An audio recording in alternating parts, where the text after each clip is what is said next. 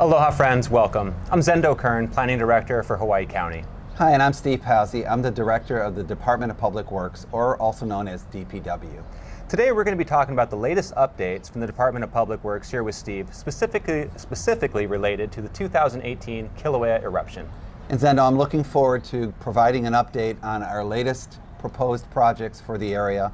We're specifically going to talk about DPW's responsibility with respect to roads and recovery after the eruption. Po'ihiki Road, portions of Highway 137, Lighthouse Road, and Four Corners to Kapoho Beach Road.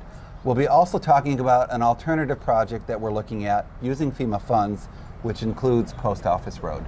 Exciting. Looking forward to getting into the latest update. Let's get started.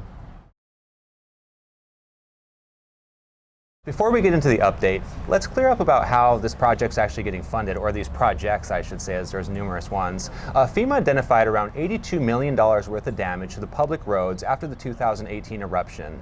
That's not including Highway 132.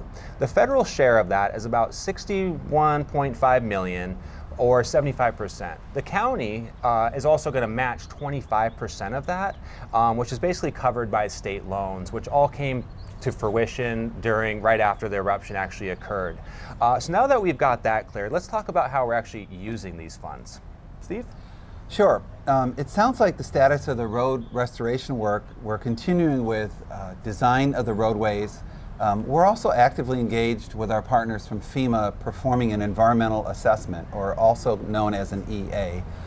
That work is required so that we can properly identify cultural resources and biological habitats, all of the environmental work that you would need to do for a major construction project. And again, we're working with FEMA, who is the lead, and our conceptual design work has been incorporated into that environmental assessment. The current schedule for the EA is to be complete sometime in the middle to end of March. That is something that is out of our control.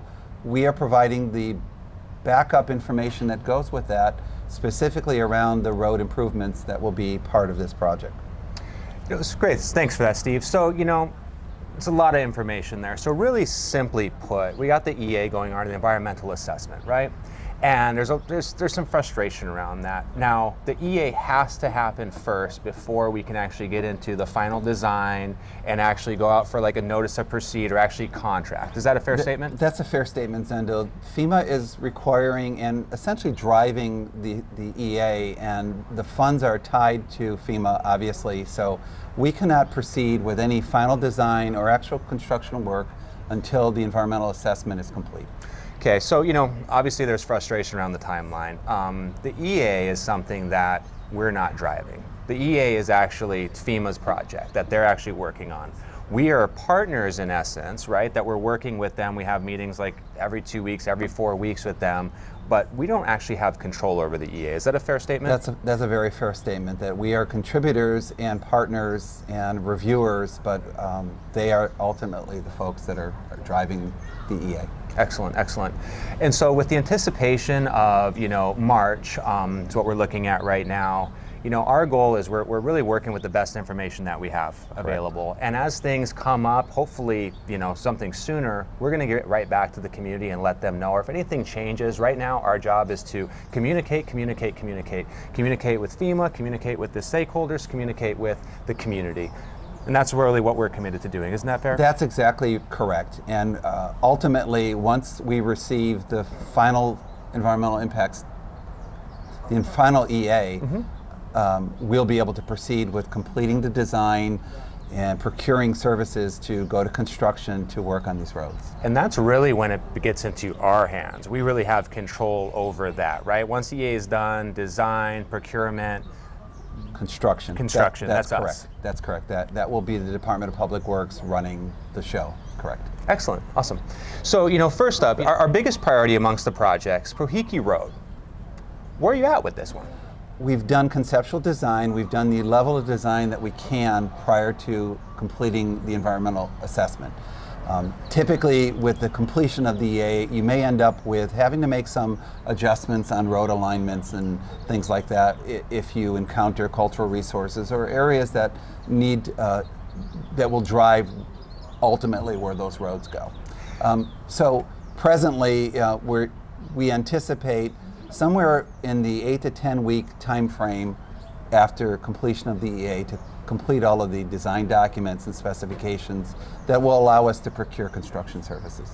Excellent. And for those that maybe aren't aware, there's kind of two sections of Pohiiki Road. There's kind of what's considered an upper and a lower section, right? The upper section is pretty much completely inundated with lava.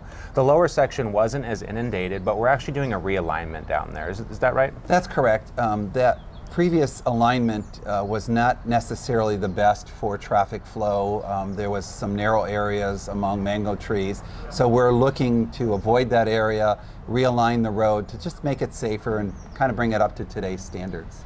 You know, I think that was a really good idea, especially as we're bringing down a new water line down that roadway, right? So the concept is that we've been working with the Department of Water Supply, jointly DPW, Water Supply, and Planning to really make sure that we have the road infrastructure going down in there, we have the water line coming down in there, so we can actually get water back to Isaac Hawley Beach Park, as well as to the fishermen down there. Trying to go through the old section of Pohiiki Road, the mango tree, that would just be a nightmare. Correct, and it's notable what you said, that we are partnered with the Department of Water Supply.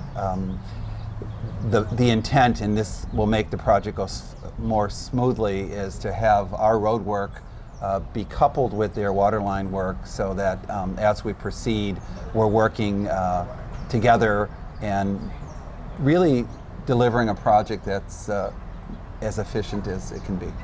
And I think that's really important. You know, the community's been waiting a long time. We want to bring this project home, working jointly with DPW, DWR's Department of Water Supply, with one design consultant.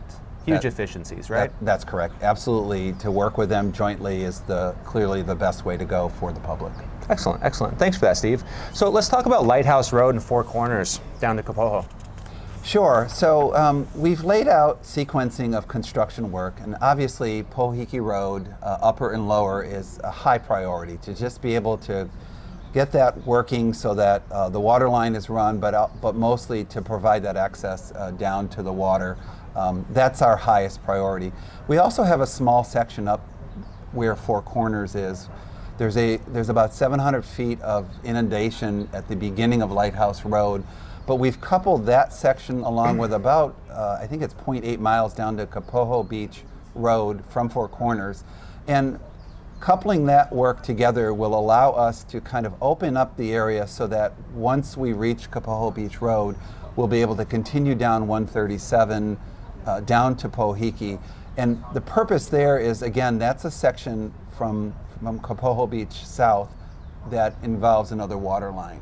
So the idea would be we'd be coming down Pohiiki with the road and the water line, and we'll be able to have access from the north coming down 137 with the water line and the road improvements. Excellent, excellent. That seems logical. We've been in here talking about this, and it's really great to have kind of the projects segmented with the waterline projects and non-waterline projects. But I think one of the big takeaways is Pohiiki Road is top priority. It is critical, and it is the top priority for us proceeding forward with our work to do the road work. Correct.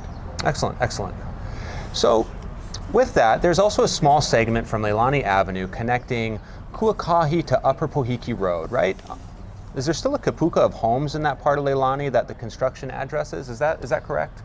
There is, and part of our construction work will also be to reestablish Leilani Avenue, and we'll do that road off of Upper Pohiiki to Kahukai Street, and that section of Leilani is county road, so we are obligated to restore that up to the point where it becomes private road.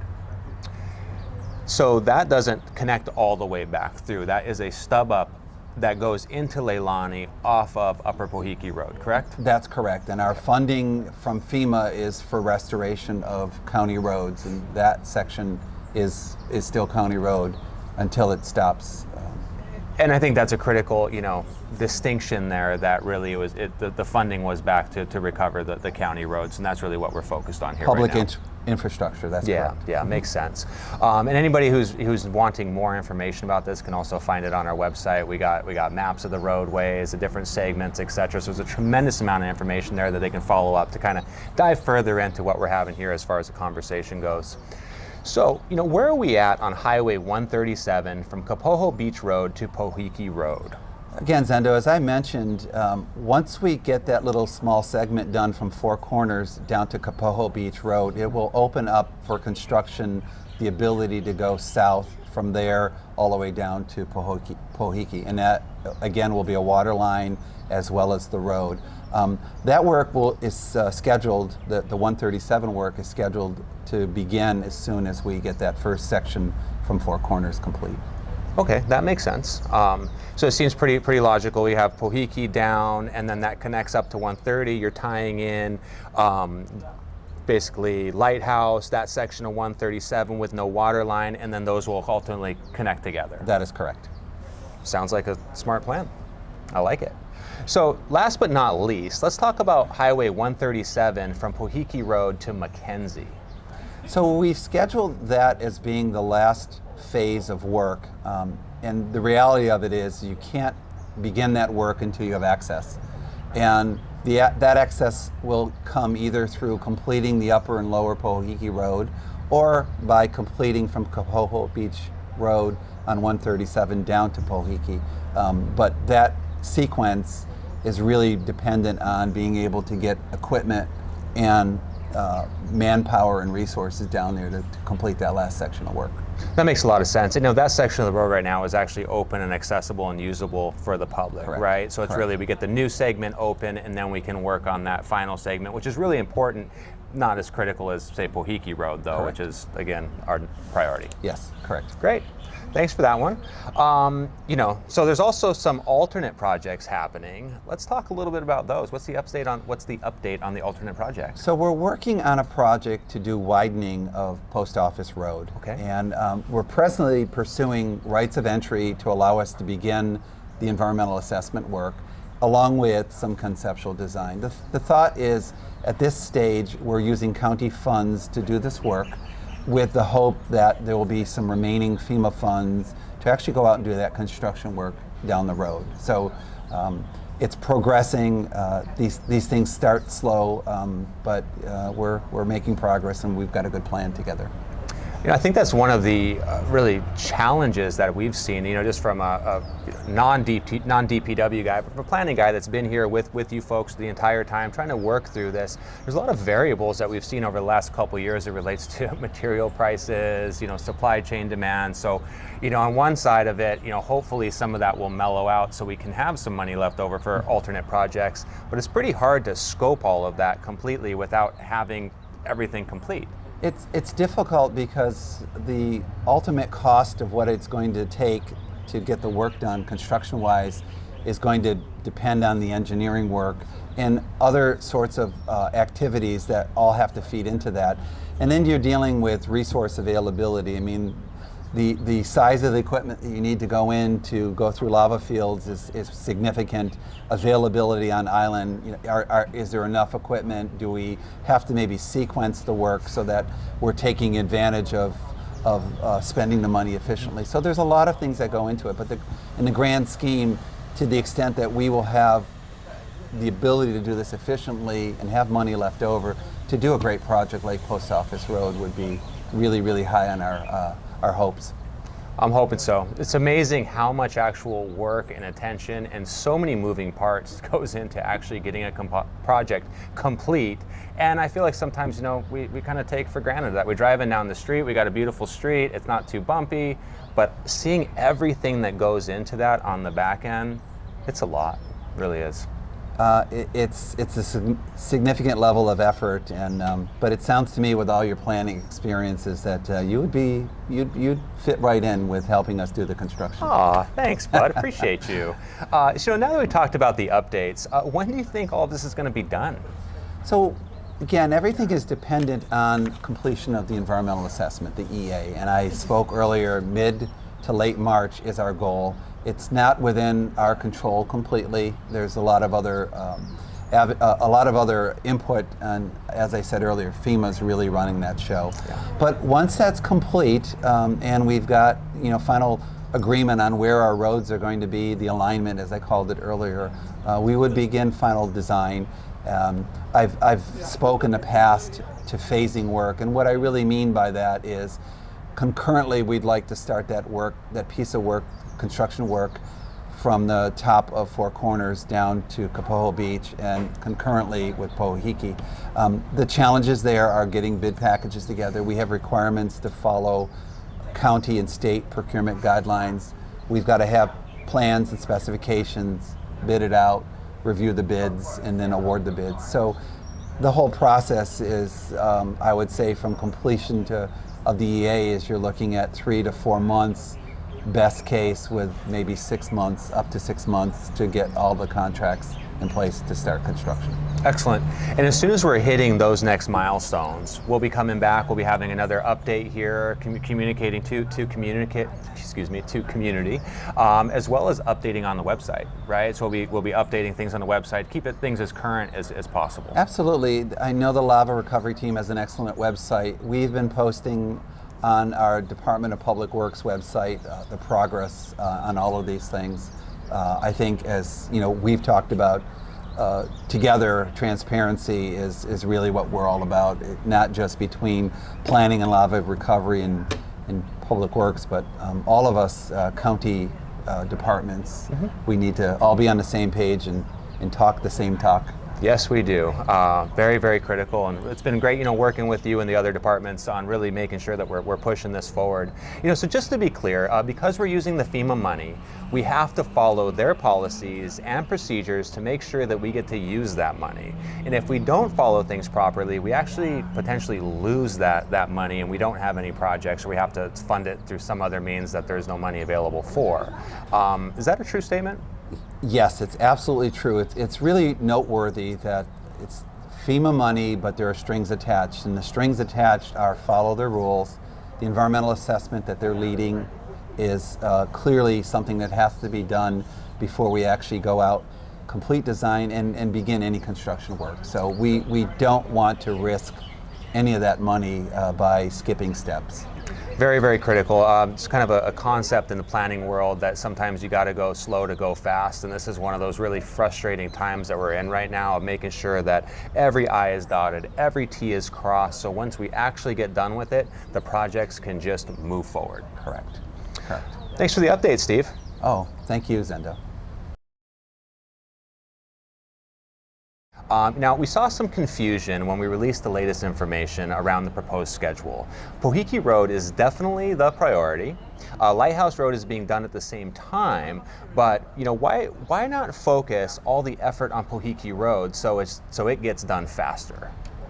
So we looked at the sequencing and how to best move forward with construction, and obviously Pohiki Road is the priority. And we even looked at separating upper and lower, and we said, well, you can't start lower until you can get there, so you've got to do the work up on upper Pohiki. And we also have the water line going in as well.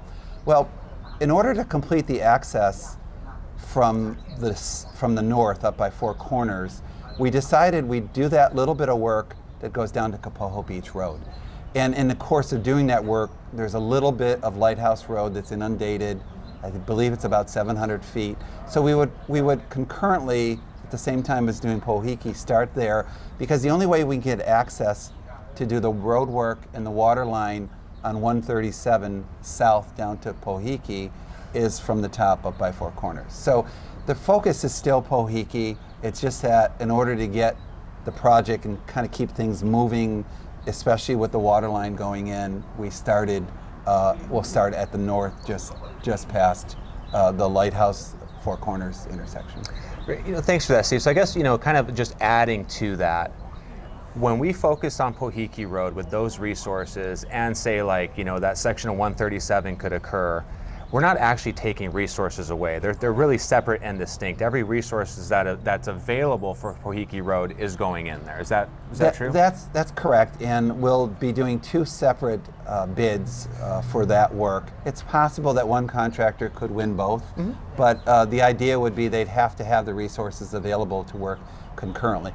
Just like it would be a logical thing to suggest that that third procurement we do from Kapoho Beach Road down to Pohiki, that'll be another contractor, but it could be the folks that start up at the top and it would be a natural workflow for them Right. being there. But they're separate and distinct contracts with their own scope that has certain time frames, every ramifications, everything complete. Absolutely. Each one of those, there'll actually be a total of 4 if we go from Pohiki, the bottom of Pohiki down to Mackenzie. That'll Right. be a 4th contract. But you're absolutely right. Everyone has their own set of plans, specifications, along with schedules for Schedules, completion. timelines, everything they correct. got to meet. Yeah, I That's think that's correct. really, really important. Great, thanks for that.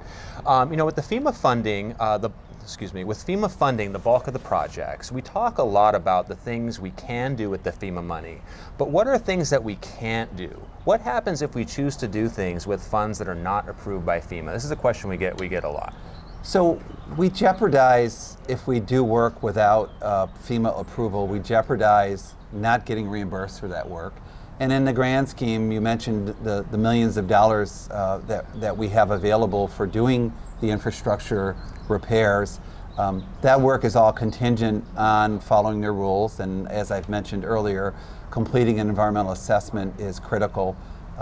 If we don't follow their schedule and their timeline for doing that work, and we were to say step out and perform work before, then we run the risk of not only not being reimbursed for that work, but also putting the other funding at risk. So it's really a big no-no. Right, so if we went out and just started grading a road, early, that could potentially put it at risk. That's correct. Okay, yeah, so we definitely don't want to put it at No. risk. No, not at this stage, no. All right, how are we preparing for hot spots we are likely going to encounter along 137 or Pohiki Road? Is there a plan if the lava is still too hot in some of the thicker areas or lava channels?